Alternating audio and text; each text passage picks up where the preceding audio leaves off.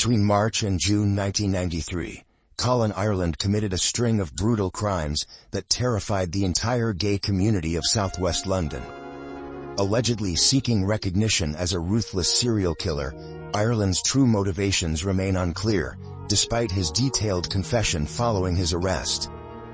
Ireland not only became one of the coldest and most twisted criminals in Great Britain's history, but also demonstrated a surprising level of sadism, even for someone with a psychopathic profile. On March 10, 1993, Brandon Malinsky, a reporter for the British newspaper, The Sun, received a strange call from a man who claimed that 2 dogs were locked in an apartment in the Battersea district of southwest London. Malinsky politely told him that this was not relevant news for a newspaper like The Sun.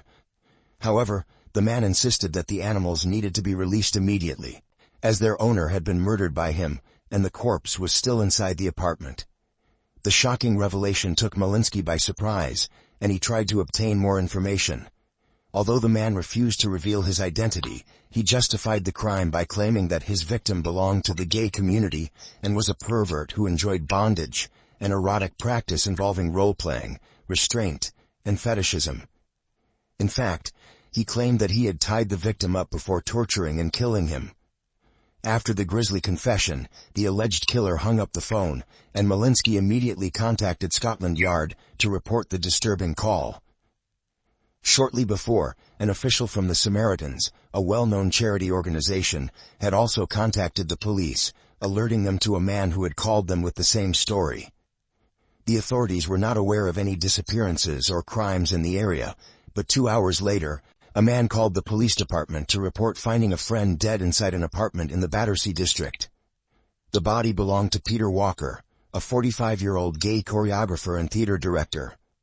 The witness stated that he had been trying to contact Walker for 2 days, and as he hadn't been able to do so, he decided to visit him at his home and stumbled upon the macabre discovery. An officer team, led by Detective Martin Finnegan, rushed to the scene and found 2 hungry dogs locked in the living room, and Walker's naked body lying on his bed. He had several lacerations, presumably from a chain.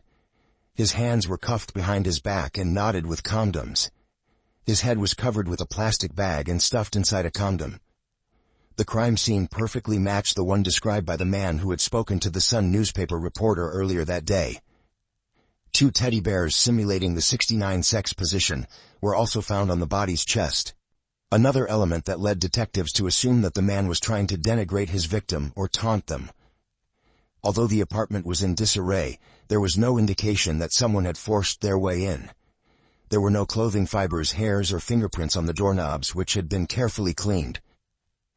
The victim's body was sent to the morgue for an autopsy, and forensic experts discovered that Walker's testicles had been burned, possibly with a lighter, and that a condom had been inserted into his mouth after he died. It was determined that Walker had been tortured for hours and had choked to death on his vomit, which was exacerbated by the condom and plastic bag covering his head.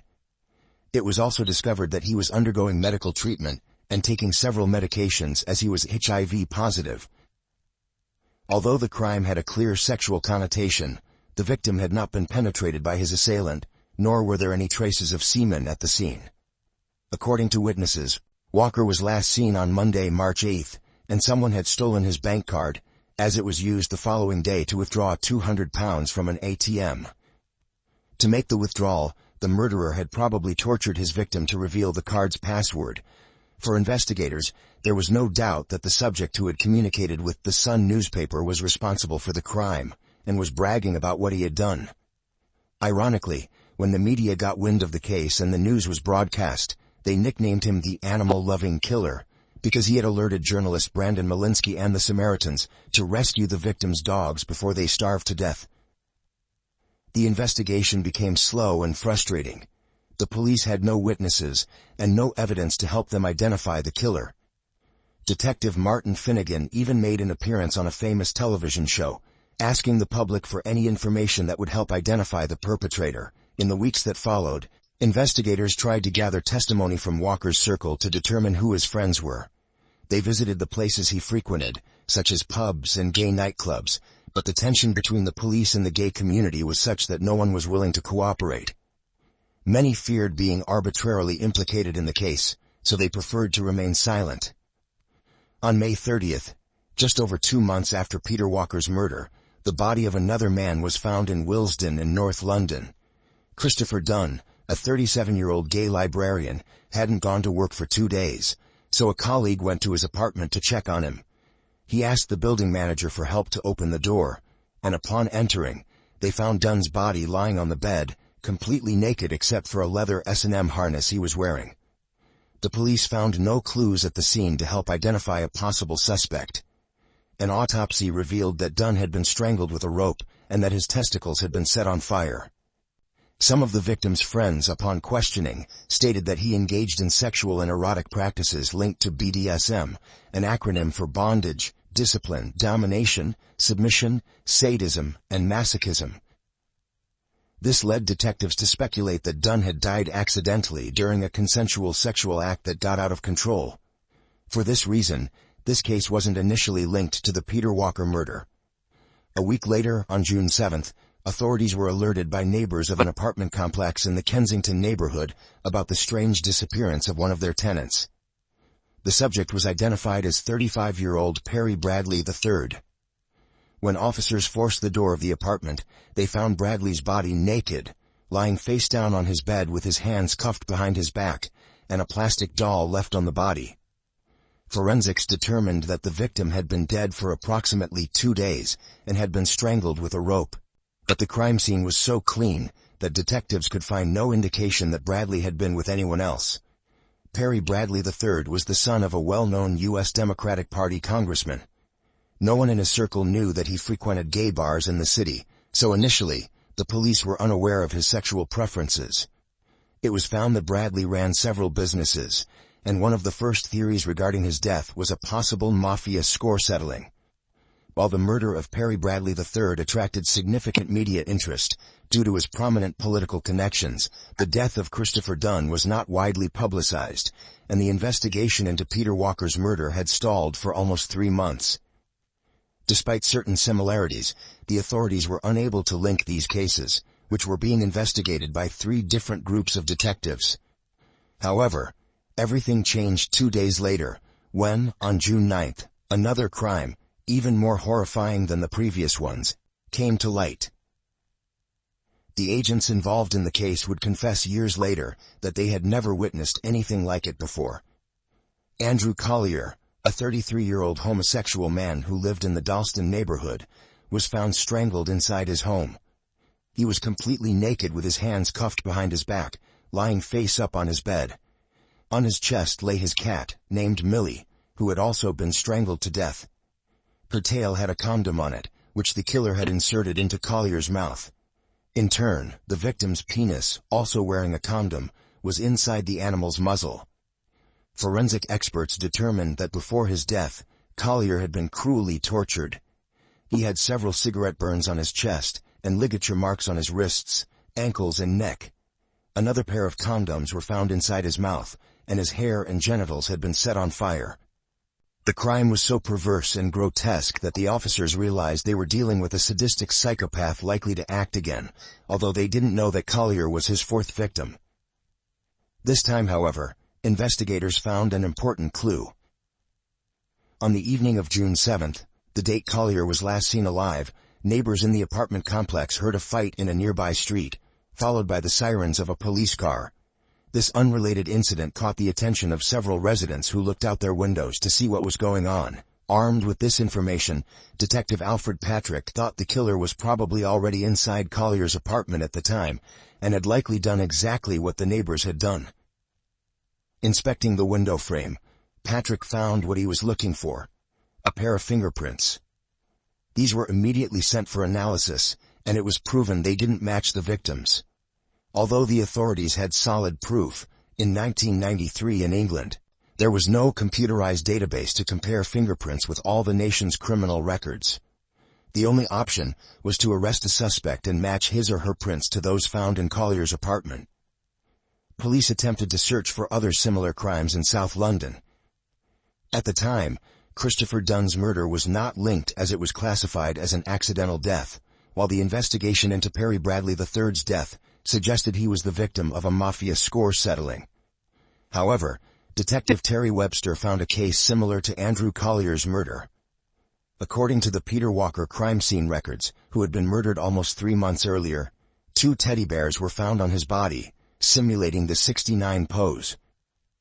Webster felt this was exactly what the killer intended to portray with Collier and his pet, so he contacted the Battersea Police Department. Both Peter Walker and Andrew Collier were homosexuals, frequented gay bars in the city, and were infected with HIV. The victim profiles and crime similarities eventually convinced investigators that the 2 cases were related. There was one detail that didn't fit, though. After killing Walker, the killer called a reporter from the Sun newspaper and the Samaritans to alert them that the victim's dogs were locked in the apartment and needed to be released. This action led to him being ironically nicknamed Animal-Loving Killer when the crime was exposed and reported by the tabloids. In Andrew Collier's murder, however, he had no hesitation about killing his cat and using her corpse to macabrely decorate the crime scene. Almost a week later, on Saturday, June 12th, the Battersea Police Department received a disturbing phone call. It came from a man claiming to have murdered Peter Walker, Christopher Dunn, Perry Bradley III, and Andrew Collier.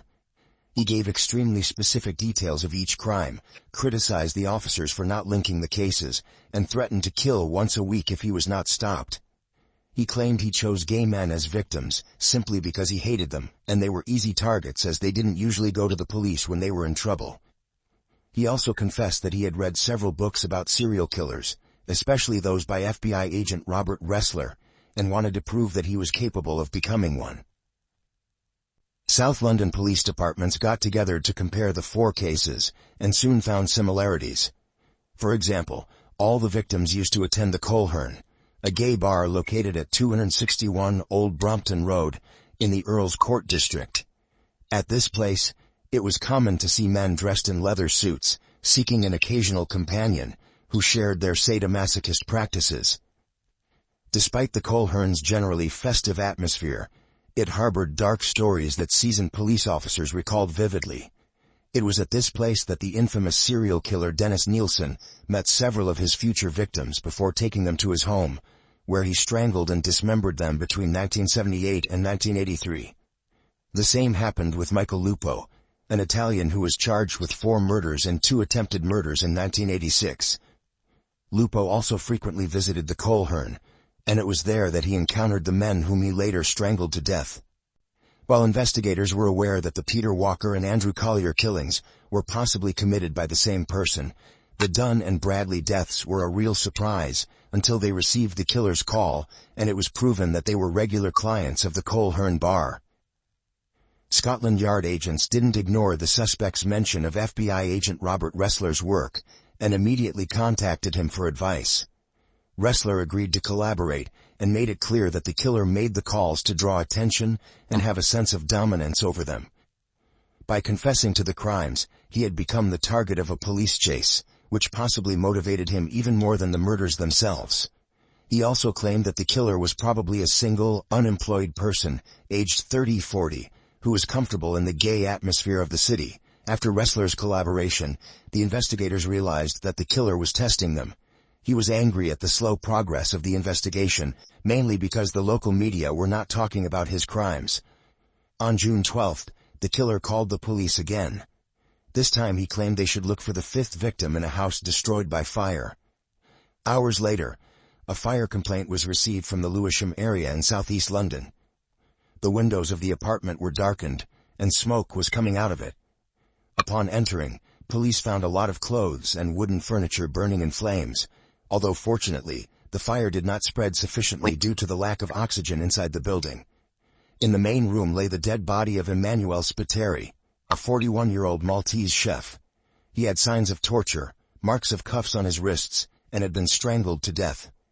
Although a thorough search was carried out in Spiteri's apartment, investigators found no clues to identify the attacker.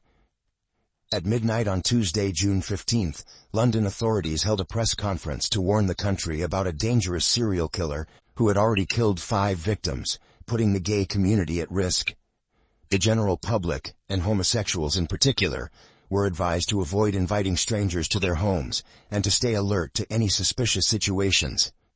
While the police were trying to arrest the killer responsible for the deaths of 5 homosexuals, a gay pride march was held in the capital, attended by more than 50,000 people. The demonstration was overshadowed by the acts of a sadistic psychopath who had rightly chosen them as targets. Thousands of leaflets were distributed, containing information about the victims, in hopes that someone might have seen them with a suspect around the dates of their murders. As the investigation into Emmanuel Spiteri's death continued, the detectives found a crucial clue. It was discovered that a day before his body was found, Spiteri had attended the Coleherne bar. The officers concluded that the victim had met his killer at the bar, and, using a map, traced possible routes back to Spiteri's apartment. One of these routes involved going through Charing Cross Station, which had just been equipped with security cameras. After several hours of reviewing footage, they finally found a segment showing Emmanuel Spiteri walking through the train station around 11:30 p.m., accompanied by a tall, well-built man. Although the recording was somewhat blurred, the authorities considered the suspect's physical characteristics enough for identification and chose to broadcast his image across all media. They also gathered testimony from multiple individuals present at Charing Cross train station during that period, some of whom reported seeing both men, along with statements from the staff at the Coleherne bar on the same evening. Thanks to their descriptions, a more precise portrait of the suspect was created and promptly circulated in the press and on television. He was described as a man between 30 and 40 years old, over 185 meters tall, with oily skin, dirty teeth, and dark hair. His face was elongated. He had a pronounced nose, small eyes, and a powerful jaw. Finally, on June 19th, facing all the expectations generated by the case, the man in the pictures contacted the authorities through his lawyer to make a statement. He identified himself as 39-year-old Colin Ireland and denied being a murderer. He admitted to being bisexual and claimed that on the night of June 15th, he accompanied Emmanuel Spiteri to his apartment to have sex. However, he stated that another person arrived at the apartment and wanted to join them, but he refused. He later left the place and spent the night near a local church before returning to his home in Southend-on-Sea, Essex County. 2 days later, the same lawyer called the police and asked them to come to his office at the express request of his client, who would also be waiting for them to testify. The officers immediately arrived at the appointment but didn't plan to talk. Colin Ireland was arrested preventively in his lawyer's office. He showed no resistance and accompanied them quietly to the police station. He turned out to be as intimidating as he was arrogant. The officers who interrogated him stated he looked them straight in the eyes without blinking or saying a word. He seemed sure that beyond the security camera images circulated by the media, there was no evidence against him. But he was wrong. When his fingerprints were taken, they matched 99% with those found on the window frame of Andrew Collier's apartment. This directly linked Colin Ireland to 2 murders with irrefutable evidence, those of Andrew Collier and Emmanuel Spiteri. The revelation took him by surprise. All of the crime scenes had been meticulously cleaned, and except for the window frame in Collier's apartment, no fingerprints were found on any of them. The killer had been very careful, but he made 2 mistakes that incriminated him. For a month, Ireland stayed quiet in his cell while police tried to find evidence connecting him to the cases of Peter Walker, Christopher Dunn, and Perry Bradley III, but they couldn't find anything. Authorities then made a risky decision. They knew that if Ireland was indeed the person who had communicated with the police and the press to report his crimes, he wouldn't be satisfied with being charged with only 2 murders.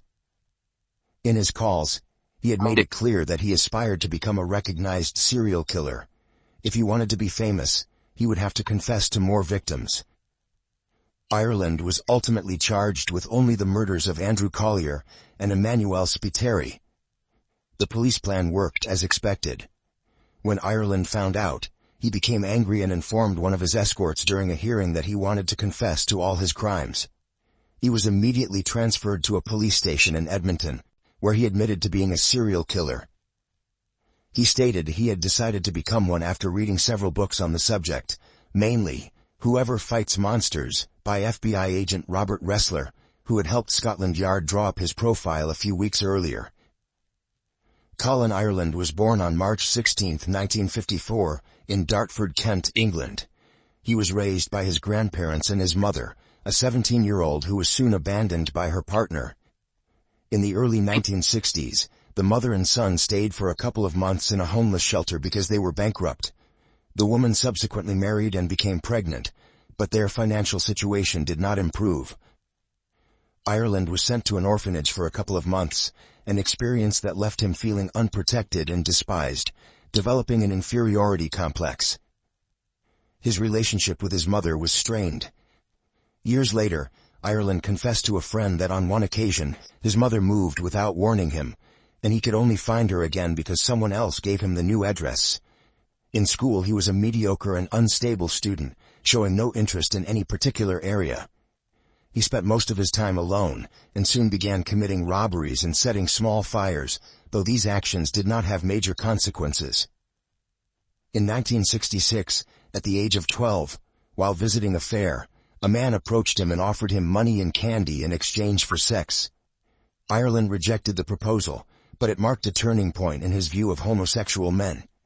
He had no friends or support network, and was often bullied by other boys because, in addition to being reserved and quiet, he was extremely thin.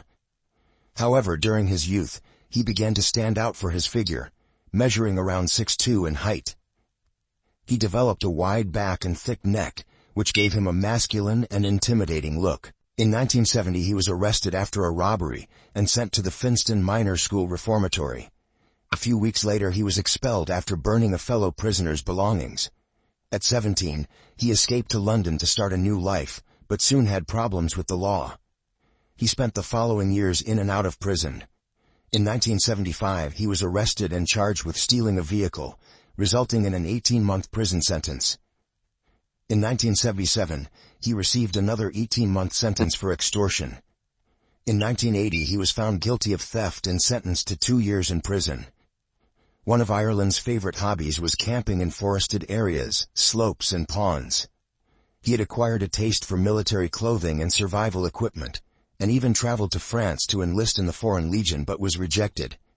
He later confessed that by that time, he began attending gambling places and casinos, where he was approached by older men who offered him money in exchange for sex. Although several experts believe Ireland was attracted to men, he always denied it. While some of his acquaintances recalled hearing him make disrespectful comments about homosexuals, it was not a subject that obsessed him. Ireland also didn't seem interested in having a partner, but in 1982, after a brief engagement, he married Virginia Samit, a paraplegic woman who had a daughter from a previous relationship. At first, he presented himself as a man concerned about his wife's health and the well-being of the girl. Neighbors even nicknamed him the Gentle Giant, because he was affectionate to his family, always willing to help others, and even worried about the safety of the neighborhood, patrolling at night with another neighbor. However, that didn't last long. Ireland began to go out frequently and stayed out of the house, showing a clear disinterest in domestic life. The marriage ended in 1987 when his wife filed for divorce, after discovering that he was being unfaithful to her.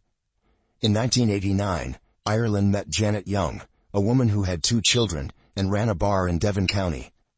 Within a few weeks, they started a relationship, and 3 months later, they married in early 1990.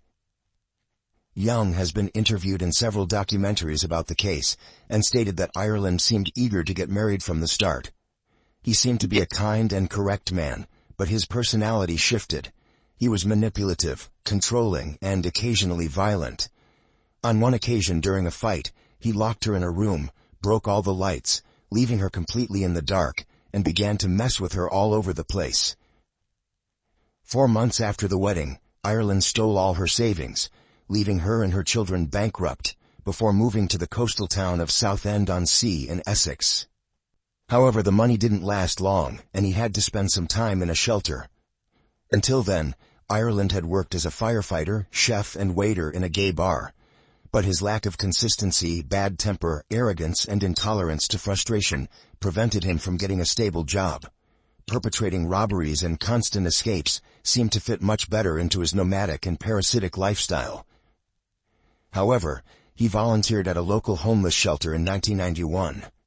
He was one of the most enthusiastic workers, and received several positive reviews, so he quickly became deputy director, a role that provided a modest salary and enabled him to rent an apartment. Richard Higgs, his ex-boss, remembered him as a man passionate about his work, and they soon became friends. He was aware that his new employee had a history of minor crimes and had been in prison, but he seemed willing to change. While he described him as a calm man, he recognized that his appearance was intimidating, and people at the shelter quickly realized they shouldn't bother him.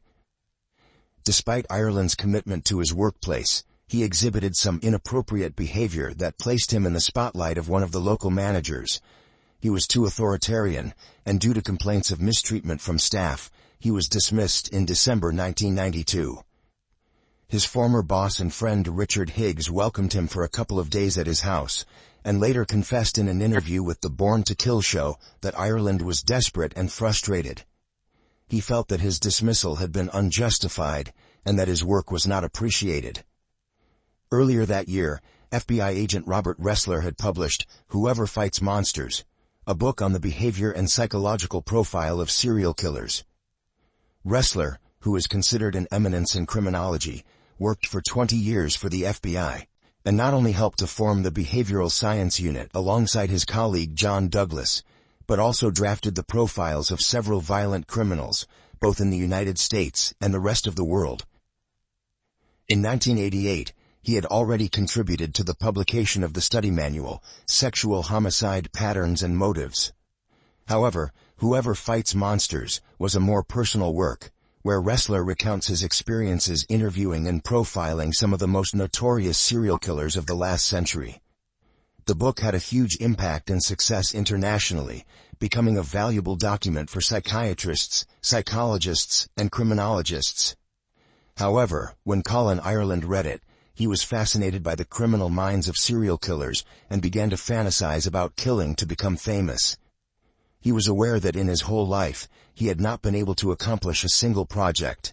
He couldn't enter the Foreign Legion. His 2 marriages failed. He had no fixed place to settle, and he spent much of his time renting small apartments. He could only access mediocre and poorly paid jobs, and was fired from the only job where he had felt important. Considering that Ireland was a resentful, self-centered, and narcissistic psychopath, becoming a serial killer seemed to him a very attractive idea. It was around New Year's Eve in 1992 that he decided to take a step beyond his dark fantasies, although he committed his first crime in March. After his arrest in 1993, Colin Ireland detailed the 5 murders he had committed. The planning of the attacks and the coldness of his testimony impressed the officers. Ireland confessed that he traveled from Southend-on-Sea to southwest London with a bag in which he carried adhesive tape, handcuffs, a flashlight, a rope, gloves, a knife, and a change of clothes. All these items were purchased exclusively for the occasion, and with the same money he had stolen from previous victims. He made sure that the items were easily accessible in any mall and were discarded after the crimes. He met all his victims at the Coleherne bar, where he claimed he chose only those men who approached him for sex.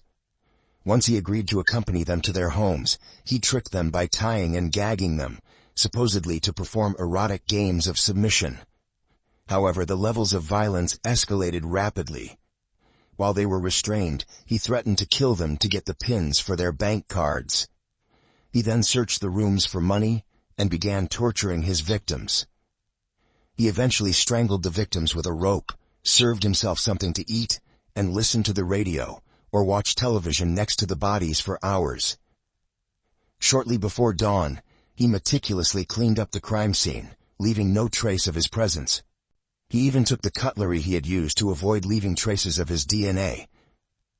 He wore the change of clothes he had brought, so that no one around would recognize him from the night before, leaving the apartments around 7 a.m. when most Londoners were on their way to work. Walking out at 3 a.m. could have been much more suspicious, so in this way, he managed to go unnoticed. He used the victims' bank cards and withdrew amounts of $200 from ATMs near the crime scenes, except in the case of Emmanuel Spiteri, who refused to give him the PIN despite being tortured. Ireland explained that in the cases of Peter Walker and Andrew Collier, He felt particularly annoyed because he discovered medical papers indicating they were HIV positive when he was searching through their belongings.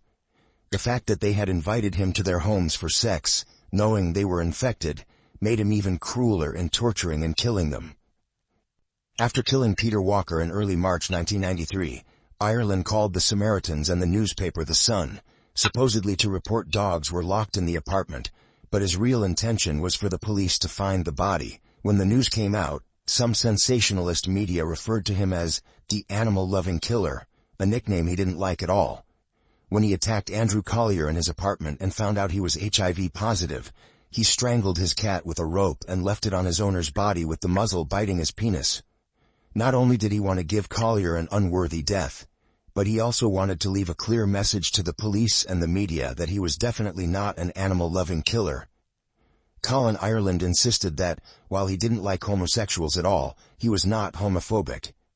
He picked them as victims simply because he saw them as vulnerable and marginalized in society.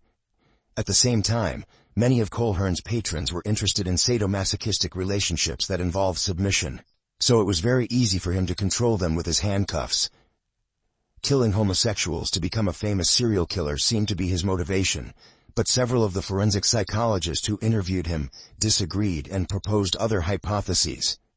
Some believe that Ireland was homosexual or bisexual, and had sex with other men in his youth but felt too embarrassed to recognize it. One might argue that by killing homosexuals he was killing a part of himself that he hated, and he suppressed his desires because they caused him rejection. But his extremely sadistic behavior when it comes to killing also plays an important role. In fact, it is much more likely that he enjoyed murder, and above all, torture. When the experts asked him why he burned Peter Walker's genitals with a lighter, he simply replied that he wanted to know how burnt pubic hair smelled. However, this procedure was repeated in subsequent cases, and became part of his murderous signature.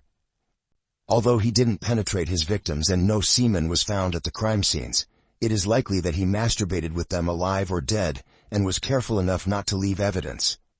All these elements, combined with an intense desire for recognition, emotional disconnection, vanity, frustration, and lack of empathy, made Colin Ireland a subject who was more ashamed of his sexual inclinations than the horrible crimes he committed.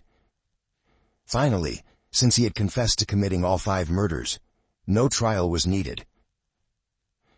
On December 20, 1993, Ireland was sentenced to 5 life sentences without the possibility of parole, and sent to Wakefield Prison. He died of pulmonary fibrosis on February 21, 2012, at the age of 57. When Colin Ireland caught the attention of the whole of England with his crimes and called the police, mentioning FBI agent Robert Ressler's book, Whoever Fights Monsters, it caused a big commotion. Not only did Scotland Yard contact Ressler to help them draw up a profile of the suspect, but several British journalists also asked him if his book could incite a person to become a serial killer.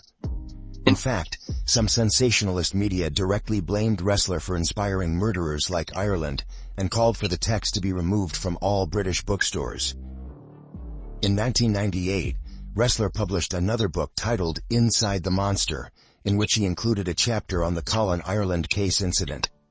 In it, he clarifies several of the factors that could have made Ireland a murderer, and emphasizes his inability to accept his homosexuality, comparing him to John Wayne Gacy, who, despite having abused and murdered more than 30 young men and boys, never admitted to being attracted to them. Ressler also explains that many serial killers have used the Bible to commit their atrocities, yet no one has suggested removing it from bookstores as they did with his book. If you like this video, please like, subscribe, and share it on your social media. This would help me a lot to keep uploading this kind of content. Remember to turn on the bell to receive a notification every time a new video is uploaded.